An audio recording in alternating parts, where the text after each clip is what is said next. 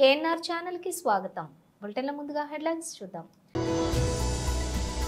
అతి దారుణంగా rules break చేసి వల్లభనేని వంశీని పోలీసులు అరెస్ట్ చేశారు. వైఎస్ జగన్. దేశాభివృద్ధిలో టెంపుల్ టూరిజంది ప్రత్యేక పాత్ర.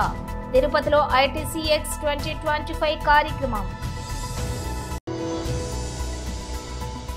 మల్కాజ్గిరి ఎంపీ శ్రీ ఈటెల రాజేందర్ ఎమ్మెల్సీ ఎన్నికల ప్రచారం.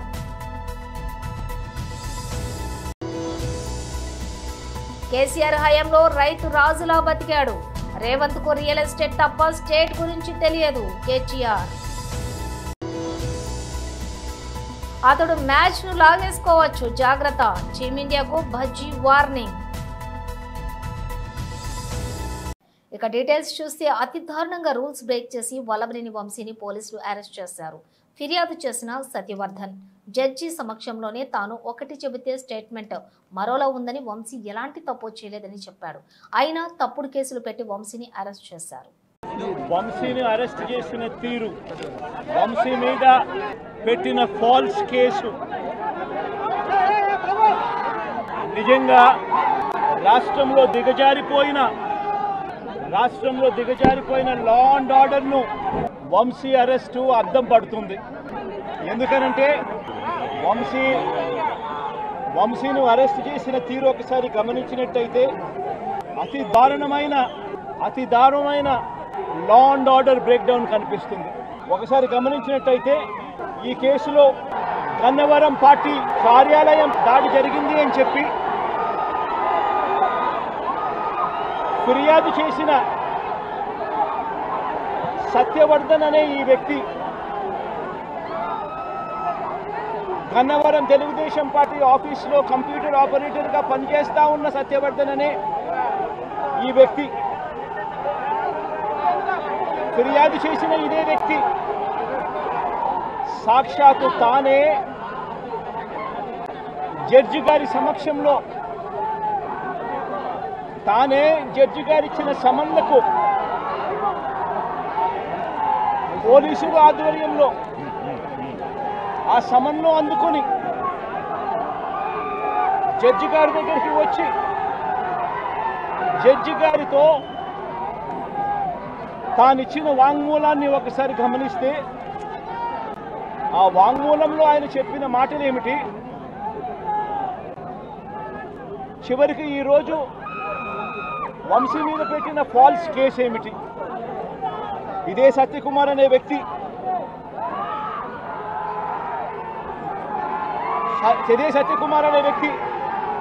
జడ్జి గారి సమక్షంలో సత్యవర్ధన్ అనే వ్యక్తి వంశీ ఎలాంటి తప్పు చేయలేదు అని చెప్పినప్పటికీ కూడా వంశీ మీద తప్పుడు కేసులు ఈరోజు బనాయించడం జరిగింది. ఒకసారి ఈ కేసుకు సంబంధించి ఘటనలు ఒకసారి గమనించాల్సిన అవసరం ఉంది. ఫిబ్రవరి 19వ తారీఖున 2023 మంగళగిరిలో టీడీపీ హెడ్ ఆఫీసులో పట్టాభి అనే వ్యక్తి చేత వంశీ మీద భరించలేని విధంగా బూతులు తిట్టించారు చంద్రబాబు నాయుడు గారు. మంగళగిరి తెలుగుదేశం పార్టీ హెడ్ ఆఫీసులో ఫిబ్రవరి 19, 2023 పట్టాభి అనే వ్యక్తి రెచ్చగొడుతూ దేశాభివృద్ధిలో టెంపుల్ టూరిజంది ప్రత్యేక పాత్ర, టెక్నాలజీ వినియోగంతో మరింత ముందుకెళ్లాలి, దేవాలయాల నిర్వహణలో సాంకేతికతను వినియోగించాలి. 21 years back, they got one idea how to run temples in future. Then they organized this organization. One vision today, it is the talk of the universal. If you see here, ITCX 25 focus on engaging empowering and enhancing the temple economy, recognizing temple as not just spiritual centers but also economic, cultural hub, and also how to run the temples also they are discussing. Today there are very emotional speeches also. I am very happy. This grand event unites nearly 1581 temples from 17 countries. Not only India, that is the power of temples future also. I don't have any doubt. This is a great legacy inherited by India and all of us. This will go globally. It won't stop here. Nearly 685 more participants are joining virtually. Today and tomorrow, 111 speakers of different eminent areas are going to address 15 workshops, and also I have seen 60 plus stalls. Earlier, I used to talk around mid-90s. I used to talk about technology. Now everybody is talking about technology. I am very happy. At that time, I started off technology, IT. Every family should have one IT professional. Now we are talking 2025. Every family should have one AI professional. Very interesting. Recently, one survey, global survey they conducted. IT, especially AI utilization, if you see, in India, 65% of people are adopting AI in one way or the other way, whereas global average 31%. We are far, far ahead of adoption of technology. But at the same time, technology is one, God is one. There is no replacement for God. God is God. Any scientist, technology expert, or everybody has to follow the destiny decided by God. So we are all instrumental, and ultimately we have to depend only on God. Malkajgiri MP Shri Etela Rajender MLC ఎన్నికల ప్రచారం. జనరల్గా 2011లోనే జనాభా లెక్కల ప్రకారంగా తెలంగాణ రాష్ట్రం 3,65,00,000. 2025 అంటే 14 సంవత్సరాల తర్వాత ఎంత జనాభా పెరుగుతుందో మనకు అర్థం కావాలి. ఎస్సీల జనాభా 15% నుంచి 17.5% పెరిగినట్టుగా, ఎస్టీల జనాభా 9 నుంచి 10.5% పెరిగినట్టుగా, బీసీల జనాభా 52% నుంచి 46.5% తగ్గిన విధంగా ఇట్లా ఓసీల జనాభా అని చెప్పిండు. ఎంత బాధ అనిపించే సిగ్గుమాలితనం వాళ్ళదంటే, ఒకసారి ఆయన జనాభా లెక్కలు తీసిన తర్వాత ప్రజల నుంచి వచ్చినటువంటి వ్యతిరేకతని ఇవాళ తట్టుకోలేక లేదు మళ్ళీ సెకండ్ టైం కూడా చేస్తా అని చెప్పిండంటే, కాంగ్రెస్ పార్టీకి అణగారిన వర్గాల పట్ల, మరీ ముఖ్యంగా బీసీ ప్రజల పట్ల ఏ చిత్తశుద్ధి ఉందో మనకు అర్థం కావాలి. దీనికి చట్టబద్ధత లేకుండా, దీనికి టైం లేకుండా, దీనికి ఒక శాస్త్రీయ పద్ధతి లేకుండా ఇవాళ కులగణన అనేటువంటిది జరిగి కాదు, మోసగించే ప్రయత్నం చేసిండు. ఇవాళ దాని నుంచి లబ్ధి పొందాలనే ప్రయత్నం చేసిండు. కానీ పాతాళంలో ఇలా తెలంగాణ ప్రజలు పాతరేసింది ఆయన. అందువల్ల నేను టీచర్లకు వినమ్రంగా విజ్ఞప్తి చేస్తున్నా. గతంలో డిఏలు ఇవ్వకుండా మోసం చేసినప్పుడు కేసీఆర్ 317 జీవో ఇచ్చి కంటి మీద కొనుక్కు లేకుండా చేసినప్పుడు కేసీఆర్. ఇవాళ సిపిఎస్ విధానం రద్దు కావాలని చెప్పి అనేక సంవత్సరాల పోరాటాలు చేస్తున్న టీచర్లు, ప్రభుత్వ ఉద్యోగులు, కేంద్ర ప్రభుత్వం డేట్ ఇచ్చింది. మీ రాష్ట్రాలలో మీరు సిపిఎస్లో కొనసాగదలుచుకున్నారా, పాత పెన్షన్ విధానం కొనసాగదలుచుకున్నారా అని చెప్పి ఆప్షన్ అడిగారు. కానీ ఆనాడు కేసీఆర్ గారు మేము సిపిఎస్లో వాళ్ళకు లెటర్ పంపలే. అంటే మళ్ళీ మోసం చేసినటువంటి పార్టీ అది. ఈయన గారు అధికారంలో వచ్చిన వెంటనే 317 సవరణ చేస్తా, సిపిఎస్ విధానాన్ని రద్దు చేస్తా, డిఏలన్నీ కూడా పే చేస్తా, రిటైర్డ్ ఉద్యోగులకు తక్షణమే వాళ్ళ బెనిఫిట్స్ ఇచ్చే ఏర్పాటు చేస్తా. ఒక్కటి కూడా అమలు కాలే. ఇవాళ చివరికి రిటైర్డ్ ఉద్యోగి తన బెనిఫిట్స్ రావాలంటే చేసుకుంటే తప్ప, లంచాలు ఇస్తే తప్ప రిటైర్డ్ ఉద్యోగుల బెనిఫిట్ వస్తలేవంటే ఎంత దయనీయమైన పరిస్థితి ఉందో మనకు అర్థం కావాలి. ఇవాళ దీనికి 9 సంవత్సరాలు పట్టింది కేసీఆర్ మీద వ్యతిరేకత రావడానికి. కానీ రేవంత్ రెడ్డి సర్కారు మీద వ్యతిరేకత రావడానికి 9 నెలలే పట్టింది. నేను మా టీచర్లకి ఇక తెలంగాణ సమాజం అంతా కూడా కొండ నాలుకకు మందెత్తే ఉన్న నాలుక పోయినట్టుగా కేసీఆర్ పోతే బాగుపడదని చెప్పి భావించినాం. కానీ ఇక రంగారెడ్డి జిల్లా కల్వకుర్తి నియోజకవర్గం ఆమన్గల్లులో నిర్వహించిన రైతు మహాధర్నాలో బీఆర్ఎస్ వర్కింగ్ ప్రెసిడెంట్ మాజీ మంత్రి కేటీఆర్ మాట్లాడారు. ఈ సందర్భంగా రాష్ట్రంలోని కాంగ్రెస్ ప్రభుత్వంపై ఆయన ధ్వజమెత్తారు. కాంగ్రెస్ పాలనలో ఏ వర్గము సంతోషంగా లేదన్నారు. స్థానిక సంస్థల ఎన్నికలు వస్తున్నాయని ఆ పార్టీ నేతలు మళ్లీ నాటకాలు మొదలుపెట్టారని విమర్శించారు. ఈ ఎన్నికలు ప్రజలు మళ్లీ మోసపోతే ఎవరూ కాపాడలేరని కేటీఆర్ తెలిపారు. కేసీఆర్ హయాంలో రైతు రాజులా బతికాడు. రేవంత్ రెడ్డికి రియల్ ఎస్టేట్ తప్ప స్టేట్ గురించి ఏం తెలియదు. ఫోర్త్ సిటీ, ఫ్యూచర్ సిటీ అని డ్రామాలు ఆడుతున్నారు.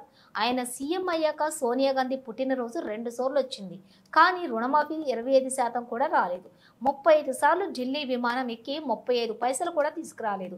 అప్పులు కట్టలేదని రైతులు ఇంటి తలుపులు ఎత్తుకెళ్లారు. రేపో మాపో పుస్తెలతాళ్ల సైతం లాక్కెళ్లిపోతారు. ఓట్ల కోసం ఇంటికొచ్చే కాంగ్రెస్ నాయకులను నిలదీయాలి. కొలగడన పేరుతో బీసీలను రేవంత్ రెడ్డి మోసం చేశారు. ముఖ్యమంత్రి సొంత నియోజకవర్గం కొడంగల్తో పాటు సొంతూరి అత్తగారింటికి ఊరు కల్వకుర్తిలోని ఏమైనా చేశారా అని అడగడానికి ఇక్కడికి వచ్చాం అని కేటీఆర్ అన్నారు.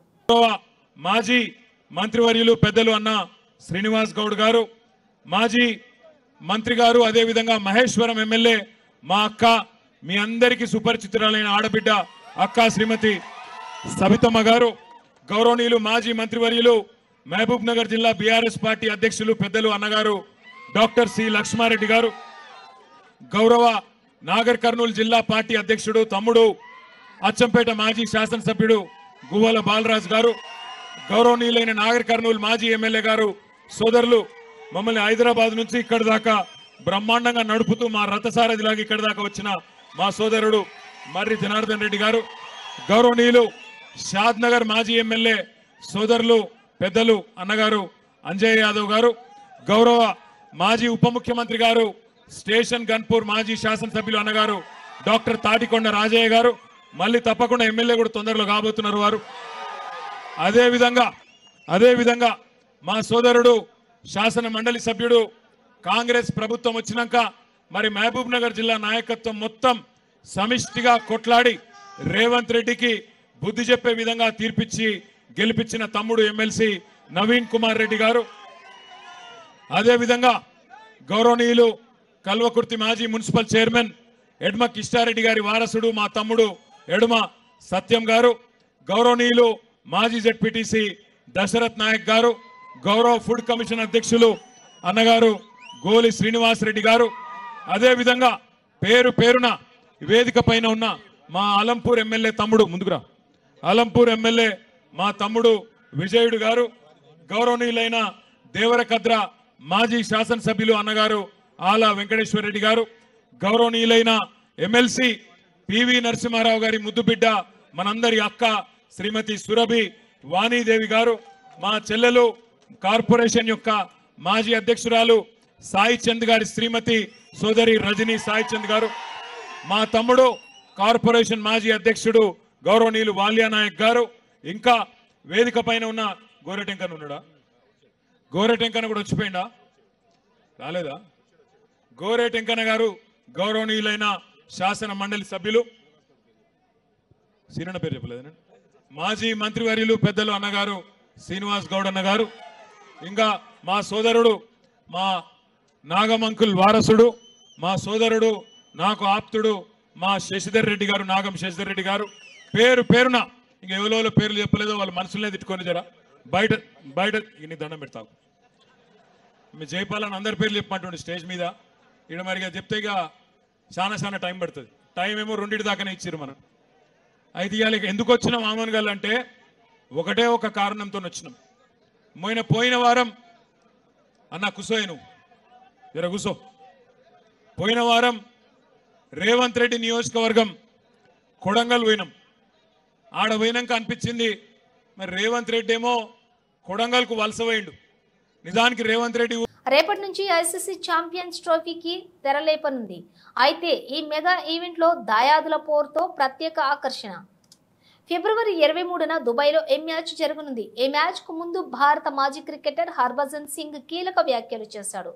భారత్ నుంచి ఆటను దూరం చేసే అనుభవం ఉన్న ఫకార్ జమాన్ పట్ల జాగ్రత్తగా ఉండాలని రోహిత్ శర్మ నేతృత్వంలోని టీమిండియాను హర్భజన్ హెచ్చరించాడు.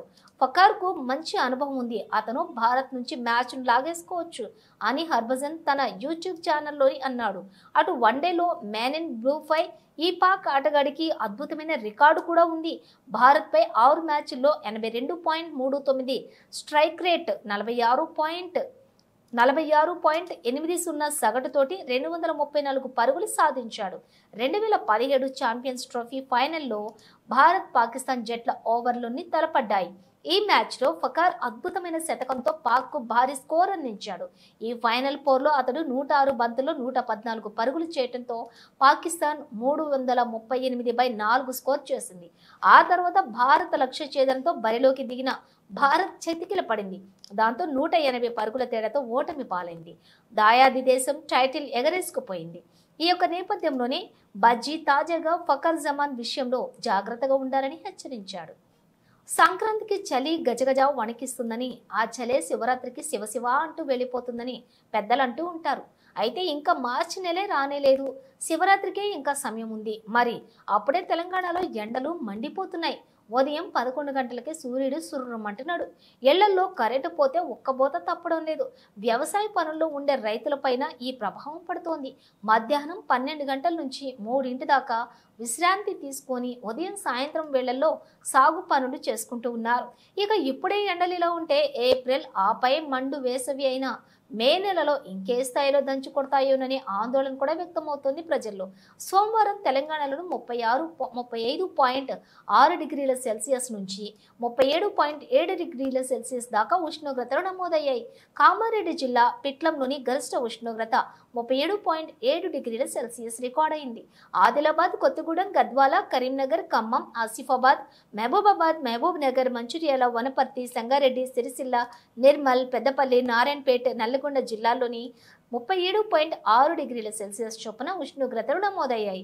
రాబోయే 3 రోజుల్లో గరిష్ట ఉష్ణోగ్రతలు 1 నుంచి 2 డిగ్రీలు పెరిగే అవకాశం ఉందని హైదరాబాద్ వాతావరణ కేంద్రం తెలిపింది. బాకారపేట సమీపంలో ఊర్జా రిసార్టులో బస చేసిన మంచు మనోజ్ రాత్రి విశ్రాంత ఎస్ఐ రాఘవేంద్ర రిసార్ట్ దగ్గరకు వచ్చి ఇక్కడ ఎందుకున్నారు, ఏం పని అంటూ మంచు మనోజ్ కు బెదిరింపు. పోలీసులతోటి మనోజ్ వాగ్వివాదం. బాకారపేట పోలీస్ స్టేషన్ లో కింద కూర్చొని నిరసన తెలుపుతున్న మంచు మనోజ్, నేను టెర్రరిస్ట్నా, నేను దొంగనా, అర్ధరాత్రి ఎందుకు నన్ను బెదిరించారు? మంచు మనోజ్ సీఎం పేరు చెప్పి బెదిరిస్తున్నారు. ఆయన పేరు ఎందుకు వాడుతున్నారు? మంచు మనోజ్ నా దగ్గరకు ఎందుకు వచ్చారు, మమ్మల్ని ఎందుకు బెదిరించారో చెబితే వెళ్లిపోతారని పోలీస్ స్టేషన్ ఆవరణలో మెట్లపై భీష్మించుకుని కూర్చున్న మంచు మనోజ్తో ఫోన్లో మాట్లాడిన బాకారపేట సిఐ ఇమ్రాన్ బాషా రిసార్ట్లో ఉంటే ఎస్ఐ కానిస్టేబుల్స్తో సైరన్ వేసుకుని వచ్చారు. ఇప్పుడు ఎత్తేలేదు మీ ఫోను, ఎత్తి ఏం చెప్తున్నారు మీరు ఇప్పుడే ఎత్తలేదని చెప్తున్నారు మీ ఫోన్.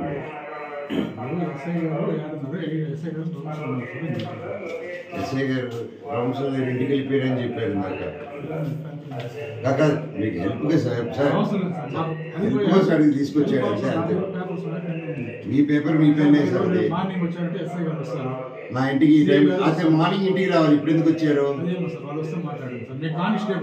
అదే సార్ చెప్పండి, మీ ఎస్ఐసి ఎందుకు సార్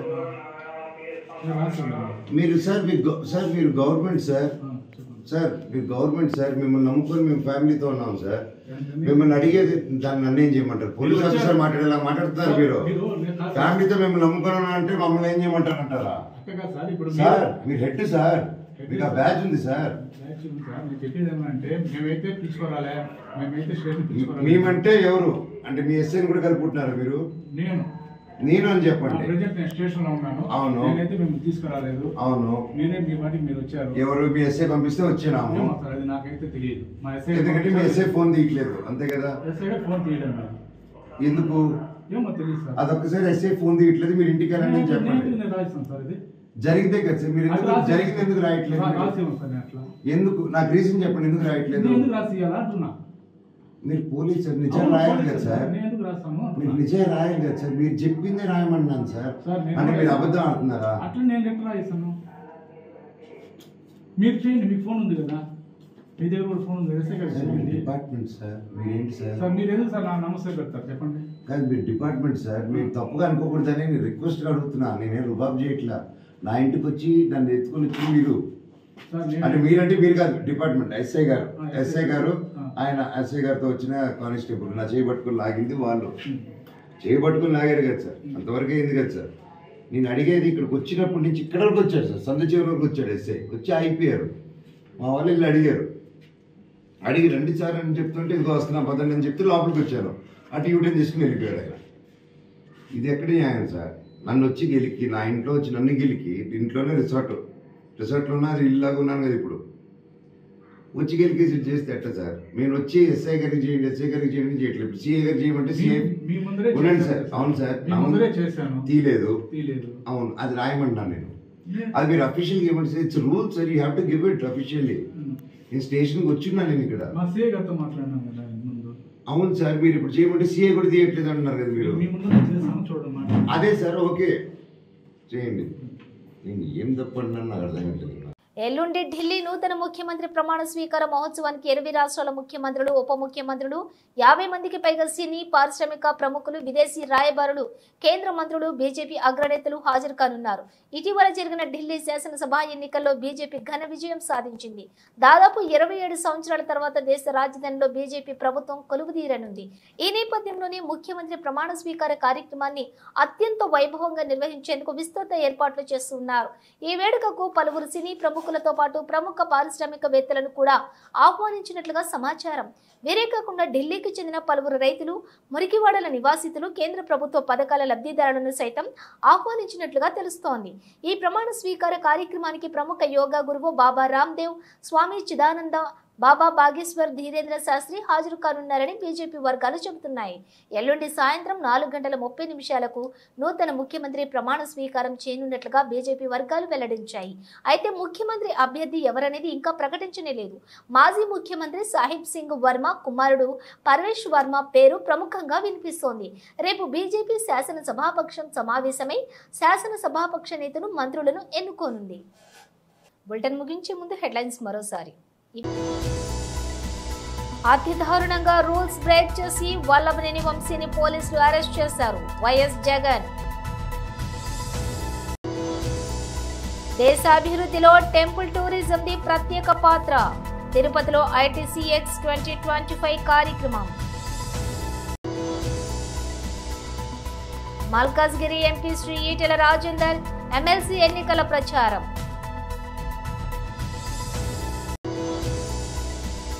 కేసీఆర్ హయాంలో రైతు రాజులా బతికాడు. రేవంత్ కు రియల్ ఎస్టేట్ తప్ప స్టేట్ గురించి తెలియదు. కేటీఆర్. అతడు మ్యాచ్ ను లాగేసుకోవచ్చు, జాగ్రత్త. టీమిండియాకు భజ్జీ వార్నింగ్. బులెటిన్ విశేషాలు మరో బులెటిన్ తో మళ్ళీ కలుద్దాం.